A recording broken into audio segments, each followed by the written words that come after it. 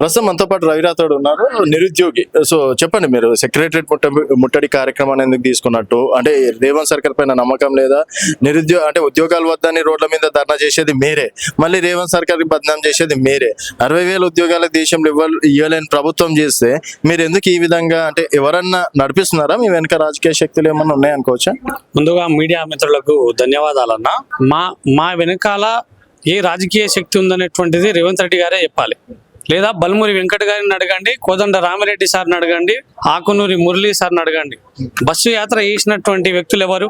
మీరే కదా. అప్పుడు మీరెవరు? మీరు రాజకీయ పార్టీ వాళ్ళు కాదా? మా వెనకాల ఉన్నది కాంగ్రెస్ పార్టీ. ఆ రోజు కాంగ్రెస్ పార్టీ ఉంది కాబట్టి కాంగ్రెస్ పార్టీని అడుగుతా ఉన్నాం.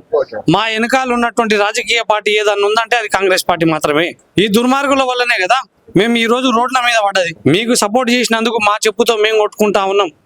ఈ రోజు ముఖ్యమంత్రి గారు 60,000 ఉద్యోగాలు ఇచ్చినా అని ప్రతి ఒక్క సభల్లో చెప్పుకుంటా ఉన్నారు. ఇది తగదు. ముఖ్యమంత్రి గారు, మీరు ఎన్ని నోటిఫికేషన్ ఇచ్చారనేటువంటిది మీకు తెలుసు. మీరు ఒక్క నోటిఫికేషన్ కూడా ఇవ్వలేదు ఇప్పటి వరకు, కానీ 60,000 ఉద్యోగాలు ఇచ్చేసిన అంటారు.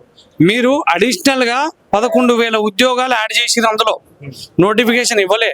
నోటిఫికేషన్లకి యాడ్ చేసిన దానికి డిఫరెన్స్ ఉంటుంది, కానీ మీరు చేసింది అడిషన్ మాత్రమే, నోటిఫికేషన్ ఇవ్వలే. నోటిఫికేషన్ ఇచ్చినా అని అనుకుంటే మీరు శ్వేతపత్రాన్ని రిలీజ్ చేయండి, తేల్చుకుందాం.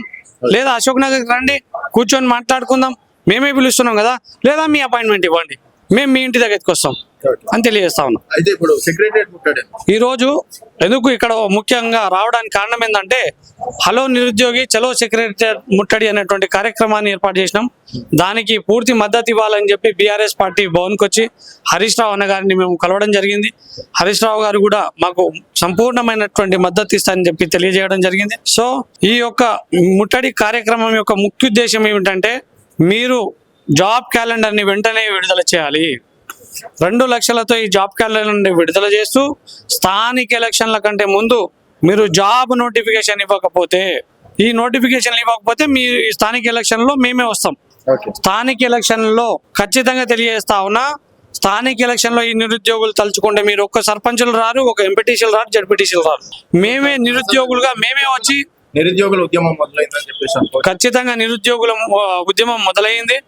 మీరు ఒక జడ్పీ చైర్పర్సన్ కూడా గెలవరని కూడా హెచ్చరిస్తా ఉన్నా. మేము గెలవకపోవచ్చు ముఖ్యమంత్రి గారు, కానీ మిమ్మల్ని మాత్రం గెలవనివ్వం, మిమ్మల్ని ఓడగొడతాం అనేటువంటిది కూడా తెలియజేస్తా ఉన్నా.